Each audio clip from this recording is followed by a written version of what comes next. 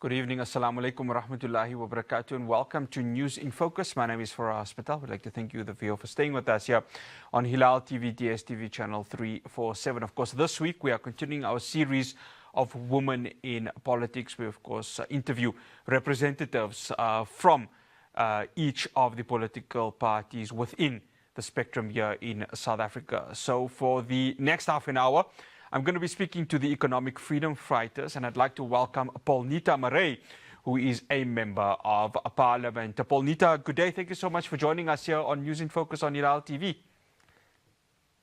Good day, and thanks for the invite, and I would like to greet all the viewers out there. No, it's an absolute pleasure. I mean, Paulnita, let's start off, of course, with in the year 2025. I mean, in your view, where are women now in terms of the political spectrum within South Africa? If you look after 2024 elections, the numbers of women in parliament has dropped from 46% to 43%. It dropped for 3%. If you look in the cabinet, there's only 30 from the 32 people. There's only 20 something in inside. No, 14. There's 14 women that is in the cabinet, and that is where you make the policies. And even in parliament, if you look at the chairpersons, the ratio of women is very, very low compared to the previous years. And if you look at political parties also, I think it is only the EFF and the ANC that is having 50% representation of women in parliament. If you look at the MKP, they have 58 people, and they only have 35% of women. And if you can look at the smaller parties, the same is happening with the Freedom Front. There's 3 men, 1 woman. In ACDP, it's only 3 men, no women. So the women are really excluded from politics, you know. It is just a big concern because women are the ones that's been fighting this fight all our time. Even during the apartheid, it was women that was always at the forefront, you know. And if you look at how women in leadership is sitting at the moment, is mostly men. One making decisions are the men. So we as women, we are still have to fight for what we believe in, you know. The only thing that I can say in the EFF, we don't have that problem because our president, Julius Malema, is always pushing the women forward. You know, he's always telling that women will get a space. Going to conferences, it must be a woman and a man, or it must be 2 women, but it can never be 2 men. So in our organization, we never have this thing where we feel that men are more superior than women because women are getting more privilege than men. So I feel in 2025, we are still battling, and we still have a very long way to go. Paulnita, so currently, according to the statistics, it's 46% of seats that have been held by women in the National Assembly and 36% in the National Council of Provinces. I mean, you're mentioning it now. I mean, have female representation exceeded expectation, or is this just not enough in terms of the overall representation, given that there has been a slight drop over the last few years? Yes, there has been a drop, and I feel that women were supposed to be more when it comes to these positions. But even if women are more, the big positions that is where it's leadership positions, you know, like chairpersons and ministers and stuff like that, it's still mostly men that is getting the positions. So even if the woman is working hard, you can even look in the structures of the political parties. If you have your branches, you will always have a male that is a chairperson. The female is the secretary because the female will know how to do the writing and how to run things in the office, you know. So that is where the problem is coming in. You can go into churches. Women are the majority that is going to church. The women are the majority going to children's school meetings. But when it comes to the positions, it's always a male that is dominating. And that is where the problem is lying, is because the man is making rules and regulations on our behalf. They are basically ruling our lives. And when it comes to the ordinary work of any organization, it is always a woman that is the front runner. Paulnita, I mean, what would you feel are some of the main challenges women are facing when they enter politics? Because obviously this is a field that is hostile, it's intense, it's challenging. So in your view, I mean, what are those challenges facing women who want to enter politics? First of all, you are a mother. Mm. You're a mother or you're a grandmother. You are a young person that want to into politics, but then you have to be off when you get a baby. You are off for 6 months. Sometimes meeting run till late night. You are a mother that must run the household. Mm. You must make sure the children are in bed. They must go do their homework. There's a lot of things because you are basically the manager of your household. And a lot of times you cannot come home late because your child is maybe in grade 1 or grade 5, and you need the mother there to assist him with the homework. You need the mother there to make sure everything is running. So when it comes to women duties, like they are saying it is women duties, it's not really women because men is also responsible. Mm. Men will come from work and you will go sit on the couch, watch the TV, watch the sports, have a drink, and the woman must make sure the food is ready. Mm. There's no where you can say there's equal 50-50 men and women are doing the same work. It's not like that. And when you come into the business also, women must work much harder to prove themselves that they have leadership skills within them. Because men are predominantly in the business field. If you look at big businesses, big corporations, it is the males that is still in charge. That is directors and DGs and all these things. So CEOs and that, it is not a woman. And then if you look at the DG and all those, it is his PA that is a woman that is doing the work for him. He just goes and represents things. So that is one of the issues why women don't take responsibility, because a lot of men don't like the woman to be outside the house when they are Mm. married. I got married to you and you're Mm. supposed to be a housewife. Even if you are working, the house chores is still your duty. So that is where we have to move away from. And I think it is starting in our own houses because we will have boys and we will have girls. And then the girls must clean the kitchen and the boys is watching TV playing games. Mm. So that is where the patriarchy is coming in. We need to start changing that even in our own households because that is where it's starting basically. My sister must clean and I can just watch TV or I can just play games. And that is where the problem is at from the start. Yeah. Men feel they are more superior and they are the ones that can do whatever they want. Yeah, I was going to ask that. I mean, surely it starts from home, doesn't it? That there has to be that balance where men themselves are playing a very important role in saying we need to also step up and take away some of the pressures from the female, our female compatriots, whether it's a mother, whether it's a daughter, whether it's a sister, whether it's the wife. And I think that's an important aspect, isn't it, Paulnita, that if we're not going to start at home, then this will trickle down into various spheres of society. Yes, I agree with you 100%.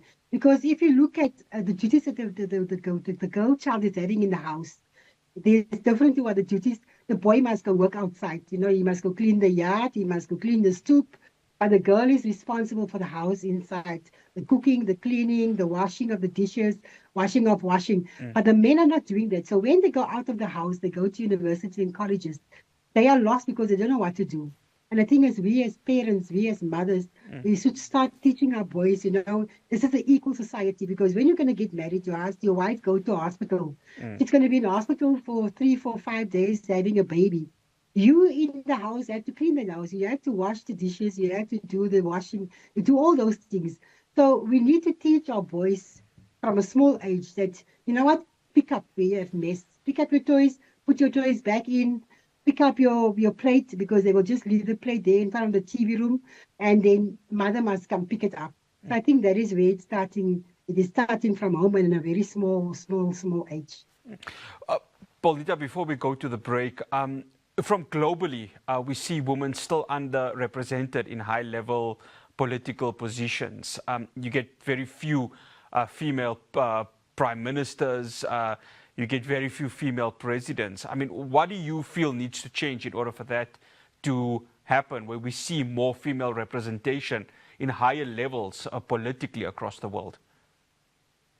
I think the men feel threatened by women because women can multitask. Women can do a lot of things at the same time. And the reason why women are basically oppressed within the political scene is that they feel that we're going to take over. If you look at now, at the very moment, Namibia, I can make an example. Mm. There's a woman president. She's been there for a few months.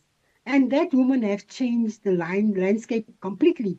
Free education, She said that USA must come and have their visas. You know, the mine she's taking over, it's for our country, our people must benefit. And I think men see us as basically, they know that we are capable of doing it, but we don't have the backing of the men itself. And that is where the problem is. And if you look at it internationally, women are still being sidelined from high positions in companies, in parliament, in different, even in the spheres of the state departments. You will see it's always the male that is DG, always the male that's the CEO. You won't see a woman. And then the woman is the one that's running the scene, behind the scene. They're the ones that is basically creating everything. So the women, even though they know they are very powerful, I like that saying, if you touch a woman, you touch a rock. Yes. Because women know their worth, they don't have to prove it to anyone. But every day we must prove to men that we are capable of doing this.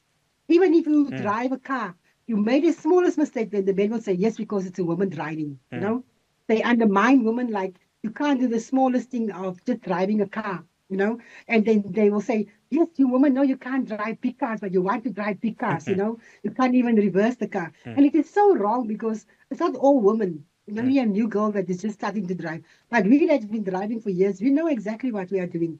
But we are still being undermined because men have more say than women because we are, like they say, they're the head and we are the floor. So we must just do whatever they say, And as long as that is not going to change, as long as the mindset of the men is not going to change, of what we are equal, it's not going to come right. Even if you fight the battles, when it comes to the nitty-gritties, the men is still going to overpower us when it comes to these positions. After the break, I continue my conversation with Paulnita Marais, Member of Parliament for the Economic Freedom Fighters, of course, focusing on women in politics. Do stay tuned.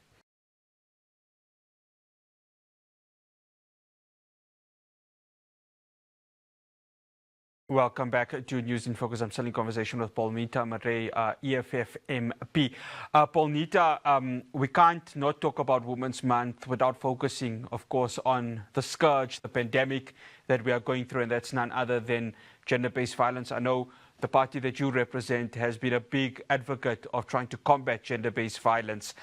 It's very frustrating speaking about it, knowing that there are still women who are suffering from this abuse, from this scourge. I just wanted to get your take on what more needs to be done from a legislative perspective in order to combat this pandemic and finally eliminate it. To give you my honest truth, legislation is not going to do anything. You can have it on black and white, but if it's not implemented on the ground floor, upwards, it is not going to do anything. Because if you go to the police station, number one, you've been abused by your partner. You want to open a case, they will tell you, no, go back home and sort your problems out. People will go over and over to the police station until the person is killed. And then the police will say, we should have done something. The person will have a court order, a eviction order. They will have all the orders that is needed. And then the person protection order, and then the person will still be killed within a house. And if you look at the scourge of gender-based violence, it's on the highest level. And then you can understand when we hear about people talking about the corruption within the police force, because the police know exactly what's going on, but they're not going to do anything. They will say there's not enough vans, we don't have enough manpower. They will always have an excuse. If you go to court, the person will go out because the courting procedure, there was some problem that happened along the way. The police didn't do their work properly. So as long as you can have all the legislation in place, but if it is not implemented within on the grassroots, nothing is going to happen. And at the moment, we have the nicest legislation, the nicest constitution, but the work has not been done on the floor. And while our women are being killed and murdered and chopped up and burned out and cut up and being abused on a daily basis, because every second there's a woman that's been raped. Because it's a culture that men think they can do what you want because you cannot wear what you want because they will decide what you must wear, how you must look, and when you must look the way you are supposed to look. So I feel that you can have all the organizations on the ground doing the work, but when it comes to the police and when it comes to court, that is where the problems is basically lying. And then you can understand why the police is not doing their work, because they have been infiltrated by gangsters, They are busy with drug dens and all these things. And that is where the problem is starting. Alcohol is the cause of a lot Sure. of families breaking up, and people are not talking about it. Mm. Drug abuse is one of the problems that is breaking up families. People are just talking about drug, but they're not talking about alcohol. And that is where we are running. Our country is basically in a crisis. I can't even explain what, because I'm in the Department of Social Development Mm. in my portfolio, and we experience these things on a daily basis. And for us, it is heartbreaking when you see, and I'm asking myself, how many mothers must still bury their daughters? How many children must still be raped and their whole life is taken away from them?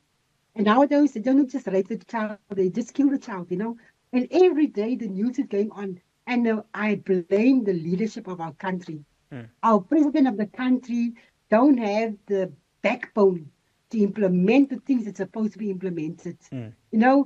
People can complain as much as they like, but if they have a president that's never available, he's never there, and when you speak to him, it's like it's the first time you hear about it. I didn't know about this. Mm. I don't know what is going on. He's not staying in South Africa because he doesn't know what's happening in South Africa. And that is the biggest problem that we are having. We Mm. don't have leadership in this country, and that is why our country is a mess. That's why our police is in a mess, because they've been infiltrated by drug lords, and that's why our women are suffering the way we are suffering. And it's because they know they're going to get away. Whatever is happening, they're going to get away with it.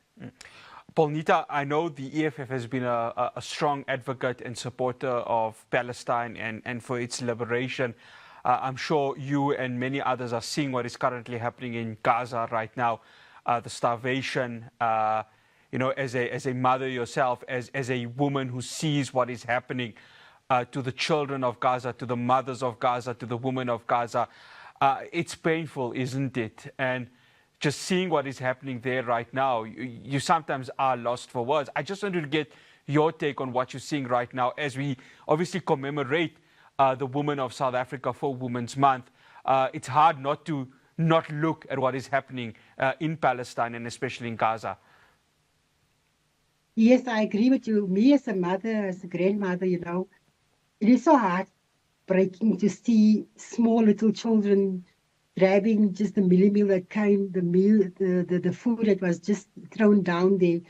For me as a mother, seeing a child crying because the mother and the father was killed by a bomb that exploded, uh, a little girl looking after the brother and the sister, you ask yourself, what are these people thinking? These are not people, these are monsters, because you cannot do that to children. For me, every time when I look at it, so it feels like inside of me something is breaking, because I'm asking myself, what would I have done if it was here I was there myself? What would I have done, as a Mm. child? And these children, they became so used to the situation that they are in. They still have the time to play sometimes, sometimes just to be normal children.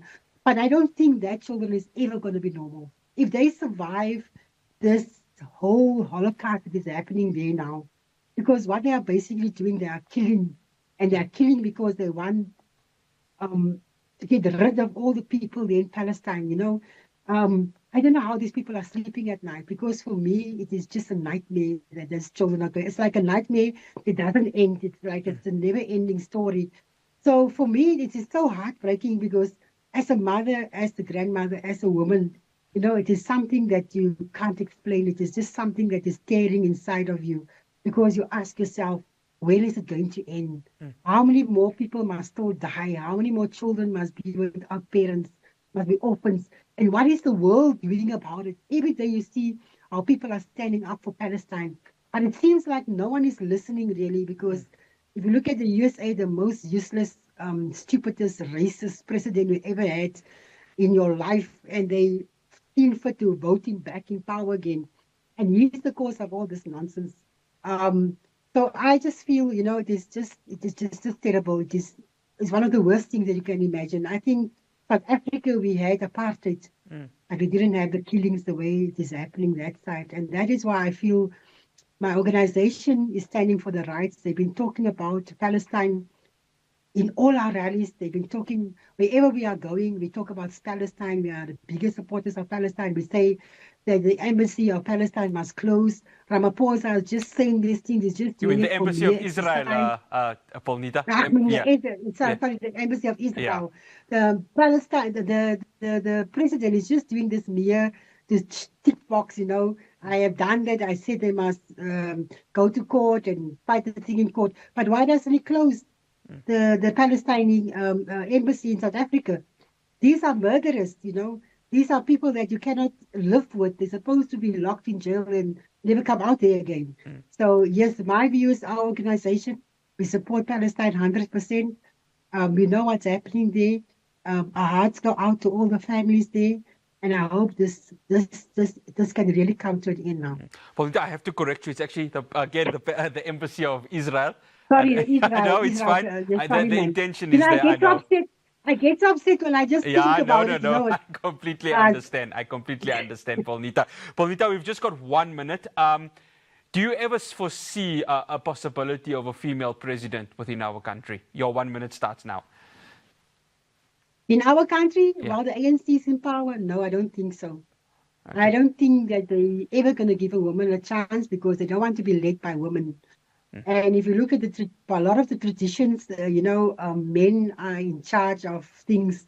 So I don't think South Africa, maybe in the next 20 years, 30 years, yes, we will have, when we are no longer there, they will have a woman president. But for now, for the next 10 years, I don't see any woman into the presidency of South Africa. Paulita, absolute pleasure having you on. Thank you so much for joining us. Thank you so much for inviting me. Thank you. That's Paulnita Marais, a Member of Parliament from the Economic Freedom Fighters. Well, after the break, we're going to be chatting to Action SA, a Member of Parliament there, Malebo Kobe. She's one of the youngest if not the youngest representative for that party in the National Assembly. I'll be speaking to her after the break.